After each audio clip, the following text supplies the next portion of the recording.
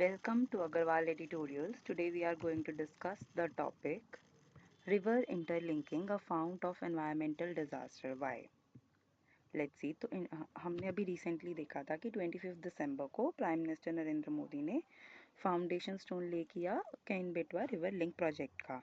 तो इसका ऑब्जेक्टिव ये था कि जो बुंदेलखंड में स्कार्सिटी इश्यूज हैं यूपी मध्य प्रदेश में, वो केन रिवर से सरप्लस वाटर लेके बेतवा रिवर में अगर हम लिंक कर दें तो वहाँ के भी ड्रॉट कंडीशंस ख़त्म हो जाएंगे। और इसमें एक और चीज़ है कि जो डैम अब इस पे बनाया जाएगा, पन्ना टाइगर रिजर्व का भी कुछ एरिया उसमें लिया जाएगा, तो हो सकता है कि उसके इम्पैक्ट हो उसकी बायोडाइवर्सिटी पे और सबमर्जेंस भी हो सकता है। तो हिस्टोरिकल डाटा के अकॉर्डिंग जो रीजन बुंदेलखंड है उसको 58% लेस रेनफॉल मिली इन 1938। अ मिसप्लेस्ड मॉडल। तो प्रोजेक्ट कॉस्ट जो है इसमें 45,000 करोड़ आएगी। तो एक्सपर्ट के ऑब्जेक्शंस थे कि काफ़ी वाइड स्प्रेड क्रिटिसिज्म भी था। जो कमेटी जो सुप्रीम कोर्ट ने करी थी उसको भी सब को बाईपास करके ये प्रोजेक्ट बनाया जा रहा है। तो क्रिटिसिज्म यही है कि इन्होंने इतनी कॉम्प्लेक्स प्रॉब्लम को एक बहुत सिंप्लीफाइड सॉल्यूशन दे दिया, ओवर सिंप्लीफाइड सॉल्यूशन दे दिया एक्चुअली। और रिवर इंटरलिंकिंग से ये कोई यूनिवर्सल सॉल्यूशन नहीं है, इससे बहुत ज़्यादा इन्वायरमेंटल इम्पैक्ट होगा जिससे प्रॉब्लम्स आएंगी बाद में। मॉडर्न एग्जांपल्स कि river linking is being promoted as a geo engineering approach for solving inter basin water transfer issues. Historical context क्या है कि ये शुरू कहाँ से हुआ इंटर बेसिन ट्रांसफर्स का। जब 130 ईयर्स अगो पहले सर आर्थर कॉटन ने Godavari and Krishna river valleys का डिज़ाइन बनाया था। उसके बाद ये री इंट्रोड्यूस हुआ 1970s और 1980s में by as a part of national water grid idea, जो कि हमारी 1982 में बनी थी। तो उन्होंने फिजिबिलिटी रिपोर्ट्स जो स्टडी करी कि 30 मेजर रिवर्स ऑफ इंडिया को लिंक करने के बारे में। तो 14 लिंक्स उसमें से हिमालयन रिवर्स के थे और 16 लिंक्स पेनिनसुलर रिवर्स के। अब इसमें फ्लॉज क्या हैं कि जब इन्वायरमेंटल कॉस्ट क्या आएंगे इसमें, हाइड्रोलॉजिकल बैलेंस ख़राब हो जाएगा, डिफॉरेस्टेशन, एनवायरनमेंट, रेनफॉल का जो टाइम पीरियड है, habitat destruction, loss of biodiversity, ये सब प्रॉब्लम्स अभी अराइज होंगी जब इंटरलिंकिंग होगी। तो हाइड्रोलॉजिकल डिसइक्विलिब्रियम, तो रेनफॉल इम्पैक्ट होगी, रिवर फ्लो पैटर्न्स चेंज होंगे, क्लाइमेट चेंज बहुत ज़्यादा बढ़ जाएगा, contradiction with climate mitigation rules. तो हम पहले तो हमारा वो था कि हम क्लाइमेट चेंज को कम करना चाहते हैं, पर इससे हम और ही बढ़ा देंगे। Economic and societal implications, misplaced economic rationally. तो इसमें क्या होता है कि एजम्पशन हमारी है कि जो सरप्लस रिवर है, जो पानी सीज को जा रहा है वो वेस्ट है, पर एक्चुअल में वो वेस्ट नहीं है। तो ये नेचुरल फ्लो है रिवर का, और ये भी किसी कारण हो रहा है। इससे क्या है, सॉल्ट वाटर इंट्रूजन जो है कोस्टल रीजन्स में कम बच जाता है, क्योंकि हमेशा फ्रेश वाटर आ रहा है, उसमें मिनरल्स आ रहे हैं, डेल्टा फॉर्म हो रहा है। तो reverse regulate flood cycles and fertility of soil which is vital for long term agricultural productivity. फिर political advocacy versus scientific reality. Politicians and policy makers ने geological complexities को तो बस bypass ही कर दिया है, और शॉर्ट साइटेड व्यू है कि इससे वाटर मैनेजमेंट बहुत अच्छे से हो जाएगा। एग्जाम्पल्स ऑफ ग्लोबल फेलियर्स हमने किसी भी रिवर में देखा, उसमें क्या एग्जाम्पल ऑफ फेल चैनलाइजेशन जिससे मैसिव फ्लडिंग और डिस्ट्रक्शन ऑफ वेटलैंड्स हुए, costly restoration efforts were taken later. Then Aral Sea, it dried up, real causes of India's water crisis. अब इंडिया की वाटर क्राइसिस ये सिर्फ लैक ऑफ रिसोर्सेज नहीं है from inefficient water manage, but हमारा हम resources को मैनेज नहीं अच्छे से कर रहे हैं।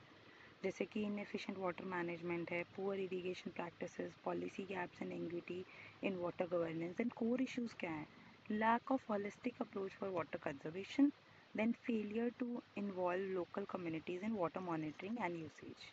Suggested alternatives क्या हैं, comprehensive water management strategies को करना चाहिए, पॉलिसी रिफॉर्म्स लाने चाहिए। अब वाटर मैनेजमेंट स्ट्रैटेजीज़ में क्या है कि हमें एडवांस इरिगेशन टेक्नोलॉजीज़ यूज़ करनी चाहिए। हमारा जो फोकस है वो लार्ज इंफ्रास्ट्रक्चर प्रोजेक्ट से सस्टेनेबल ग्राउंड वाटर मैनेजमेंट पे होना चाहिए। पॉलिसी रिफॉर्म्स आने चाहिए, वाटर गवर्नेंस फ्रेमवर्क को स्ट्रेंथन करना पड़ेगा, लोकल लेवल पार्टिसिपेशन इंश्योर करनी चाहिए। Case study Israel's water management strategy. तो इसराइल ने अपना 25% ऑफ वेस्ट वाटर को रीयूज़ किया एग्रीकल्चर के लिए। उन्होंने इनोवेशंस लाई जैसे कि ड्रिप इरीगेशन वगैरह, उन्होंने मॉडर्न इरीगेशन सिस्टम्स यूज़ किए। तो लेसन्स इंडिया के लिए क्या है कि सस्टेनेबिलिटी प्रैक्टिसेस को नेशनल वाटर पॉलिसी से इंटीग्रेट करें, उसी से ये प्रॉब्लम सॉल्व होंगी। Impact of damming rivers. तो dams prevent natural sediment flow, तो उससे क्या है, लॉस ऑफ फर्टिलिटी हो जाएगा downstream, increase risk of river bed erosion. Flushing out water into seas is not a waste. It maintains aquatic biodiversity and regulates coastal salinity levels. Then ecological services of rivers. तो fertility regulation होता है और flood prevention है। Environmental versus development debate. तो हमने Indus river का भी देखा कि जब उसका डाइवर्जन किया या उस पर जो भी प्रोजेक्ट उस पर चल रहा था उसके कारण वहाँ पे कितनी प्रॉब्लम आई, सेलेनिटी बढ़ गई और जो एग्रीकल्चर है उसके लिए लैंड फर्टाइल बचा नहीं तो ख़राब हो गया लैंड। कंक्लूजन क्या है कि river interlinking overlooks fundamental environmental cause and scientific evidence. तो रियल सॉल्यूशंस कहाँ पे लाई करते हैं कि हम लोकलाइज वाटर मैनेजमेंट करें, ground water recharge initiatives and efficient irrigation reforms. Next is right to food and struggle with the public distribution system. Introduction. तो reports 2023 की उन्होंने क्या बताया कि जो स्टेट्स हैं जैसे कि झारखंड, उड़ीसा, बिहार, उनमें पीडीएस की बहुत प्रॉब्लम आ रही है। पब्लिक डिस्ट्रीब्यूशन सिस्टम्स अच्छे से वर्क नहीं कर रहे हैं, काफ़ी हाउस होल्ड्स को उसमें से निकाल दिया गया है। तो इम्पैक्ट क्या रहा इससे मार्जिनलाइज कम्युनिटीज़ पे, स्पेशली मुसाहर कम्युनिटी इन बिहार, जो पहली मोस्ट मार्जिनलाइज और इम्पवरिश ग्रुप है, उसको कोविड-19 से वो बहुत ज़्यादा ख़राब हुआ। और उसके बाद systemic deprivation and caste based socio political factors भी हैं जिससे उसको और ज़्यादा प्रॉब्लम्स आ रही हैं। फिर पटना डिस्ट्रिक्ट में कुछ हाउस होल्ड्स के पास एक्टिव राशन कार्ड नहीं है, अगर एक्टिव राशन कार्ड हैं तो उनके सारे फैमिली मेम्बर्स नहीं उसमें लिस्टेड हैं। उसके बाद चैलेंजेस विद पीडीएस एनरोलमेंट। अब बायोमेट्रिक वेरिफिकेशन इश्यूज, जब से बायोमेट्रिक वेरिफिकेशन इंट्रोड्यूस किया फेयर प्राइस शॉप्स में, काफ़ी हाउस होल्ड्स को उसमें से निकाल दिया गया है और उनको दोबारा राशन कार्ड अप्लाई करने पड़ रहे हैं। जब बायोमेट्रिक री एनरोलमेंट के बाद उन्होंने करा तो उनके नेम्स ही पीडीएस रोल्स में नहीं है अब। डॉक्यूमेंटेशन रिक्वायरमेंट्स और लीगल ओवरसाइट। तो वैसे कोई नहीं कहता है कि ये डॉक्यूमेंट्स वगैरह चाहिए होते हैं, बट ये स्टेट्स के ही अलग फंडे हैं कि उन्होंने गवर्नमेंट ऑफ बिहार को जैसे आधार कार्ड चाहिए, अगर ऑफलाइन अप्लाई करना है तो आधार कार्ड लाओ सारे फैमिली मेम्बर्स का, ऑनलाइन अप्लाई करना है तो आधार कार्ड तो चाहिए ही चाहिए, साथ में caste certificate, income certificate, resident certificate. Offline में भी ये नहीं है कि सिर्फ आधार कार्ड से चल जाता है और इवेंचुअली वो सारे डॉक्यूमेंट्स मांग ही लेते हैं वहाँ पे जो ऑफिसर्स होते हैं। डॉक्यूमेंटेशन रिक्वायरमेंट्स में वेरी अक्रॉस द स्टेट्स।